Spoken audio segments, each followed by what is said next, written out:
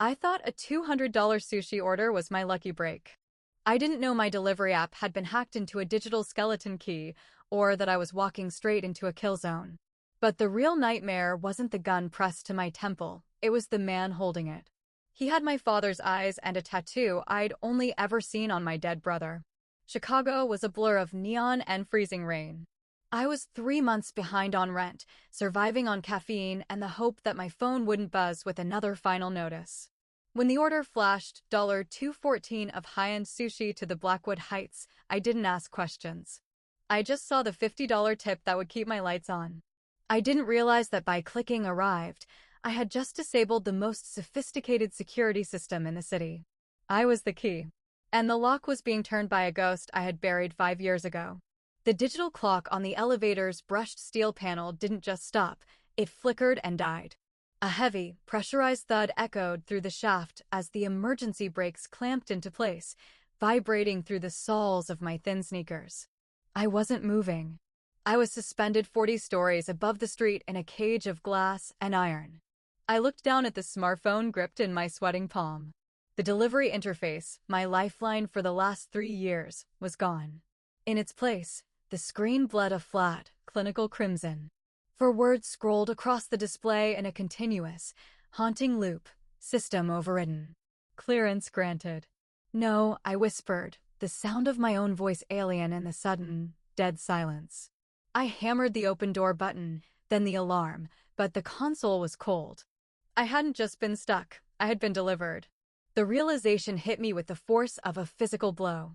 The $200 order, the specific instructions to wait exactly 60 seconds before swiping arrived. It wasn't a generous tip. It was a countdown. By using my GPS lock device, I had acted as a physical bypass, a human ghost key that allowed someone on the outside to trick the building's neural network into thinking the authorized delivery was a go. I had just unlocked the most secure penthouse in Chicago for someone who didn't want to leave witnesses. Suddenly, the elevator gave a violent lurch.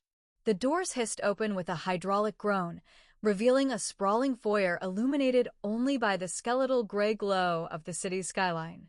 I stepped out, my boots clicking too loudly on the polished marble. The thermal bag felt like a lead weight. Then I heard it. The soft, unmistakable snick of a suppressed slide racking home. It came from the shadows near the grand piano. My old military training, buried under years of grief and low-wage shifts, screamed at me to find cover. A figure detached itself from the darkness. He moved with a predatory grace, clad in matte black tactical gear. He leveled a handgun at my chest. I froze, my hands rising instinctively. "I'm just the driver," I gasped. "Please." The hitman didn't fire. He took a step forward, the barrel of the gun never wavering, but as he entered a sliver of moonlight, he stopped. His posture shifted, the professional rigidity cracking for a fraction of a second. He looked at my face, then at the old, silver dog tag hanging from my neck, the one I never took off. He lowered the gun. With a shaking hand, he reached up and pulled the mask away. The air left my lungs in a silent scream. The jawline was sharper, the skin scarred, but the eyes were unmistakable. "Luna," his voice was a ghost's rasp. "Nico?" Nico looked at me like I was a specter from a world he had long ago burned to the ground. The gun in his hand felt like an extension of his arm, but his fingers were trembling. The boy I had protected from the monsters under his bed was now the monster in the shadows, and I was the one who had opened the cage. "You're dead," I whispered, the words catching on the dry heat of my throat. "The military sent the letter. They said the transport went down in the mountains. No survivors." "They lied," Luna, Nico said, his voice hard, yet hollow. "They didn't want survivors. They wanted assets. They sold the wreckage to the Syndicate before the smoke even cleared. I was just a number on a balance sheet they could trade for surveillance tech." He took a step toward me, but a sudden, high-pitched chirp from his wrist-mounted comms unit cut the moment short. A red light flashed rhythmically against his tactical glove. His face drained of what little color it had left. "They're early," he muttered, his eyes darting to the floor-to-ceiling windows. "The secondary team. They weren't supposed to move until I confirmed the hit. They're breaking protocol." "Nico, what is happening?" "They don't trust me, Luna. They never did.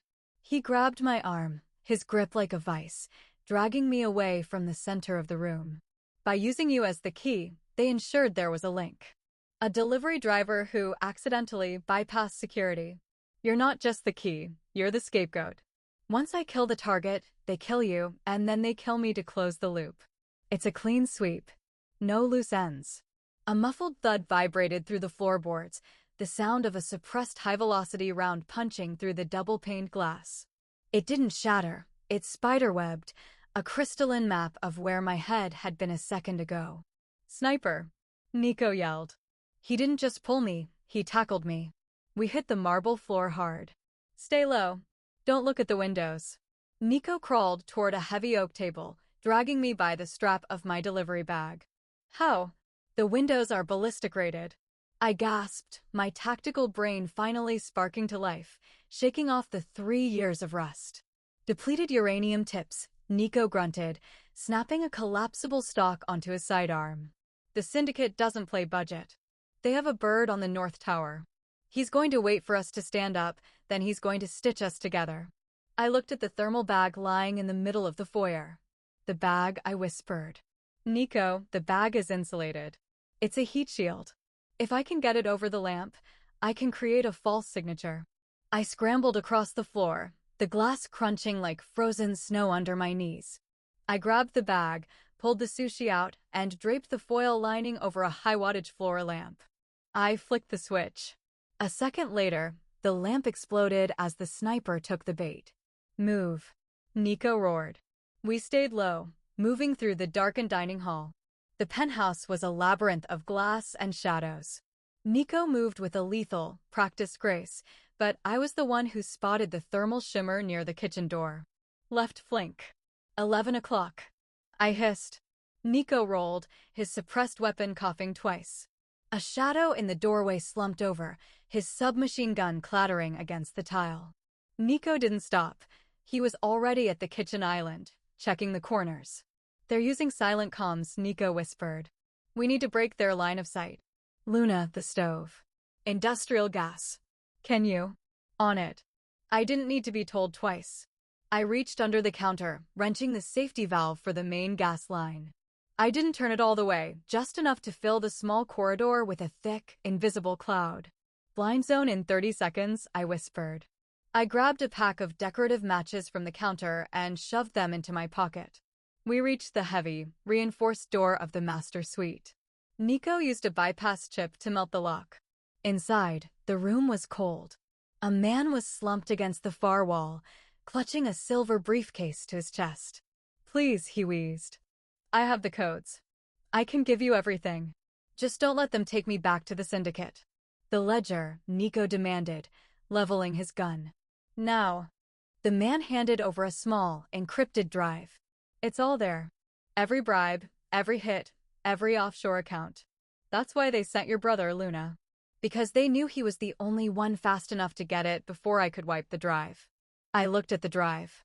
It was small, unassuming. But it was the only reason my brother was alive. Nico, we have company. I yelled. The service door exploded off its hinges. 3 men in gray tactical gear surged into the room, their weapon lights blindingly bright. Drop the drive, Nico, the lead hunter shouted. And the girl. We have a cleanup contract. You know how this works. Don't make it personal. It was personal the moment you used my sister as a key, Nico said. He shifted his weight, shielding me with his body.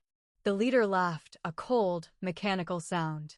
She was the perfect variable. Reliable Luna. Always on time. You should thank us. We brought your family back together for one last night. I reached into my pocket, feeling the matches. I looked at the kitchen corridor where the gas was pooling. I looked at Nico.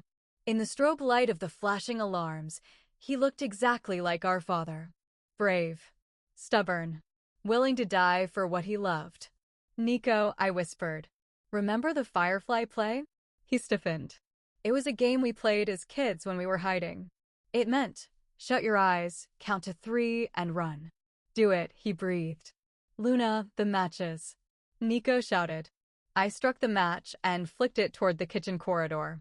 The gas ignited with a dull, pressurized whoosh, a wall of blue flame erupting between us and the cleanup crew. The oxygen was sucked out of the room for a split second.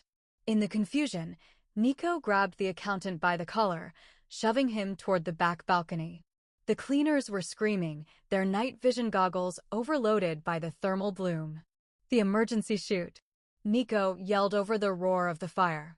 We sprinted through the heat, the air thick with smoke. Behind us, the cleanup crew was trying to regroup, but the fire was spreading fast.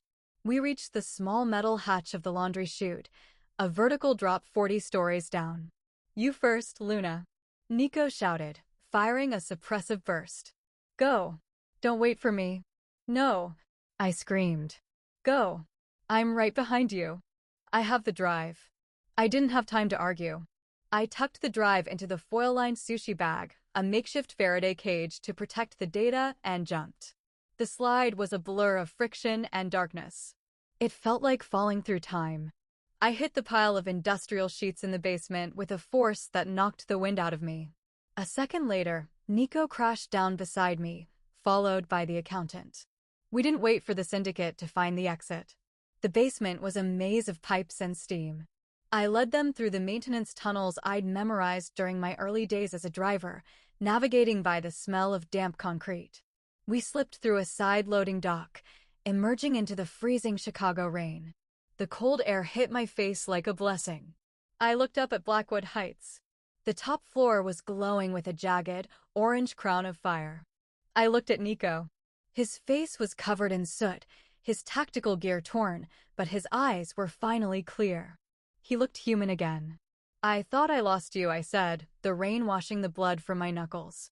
"You found me, Luna," he said, handing me his tactical jacket to cover my delivery uniform. "You were the only key that actually worked." We disappeared into the neon fog of the city, two ghosts carrying the secrets of an empire. The $200 sushi was gone, and the app on my phone was dead, but for the first time in my life, I wasn't worried about the rent. I had the drive, I had the truth, and most importantly, I had my brother. "Luna?" Nico asked as we reached the subway entrance. "Yeah, next time, let's just order pizza." I laughed, a sound that felt like the first day of spring breaking through a Chicago winter. "Deal. But I'm not the one delivering it."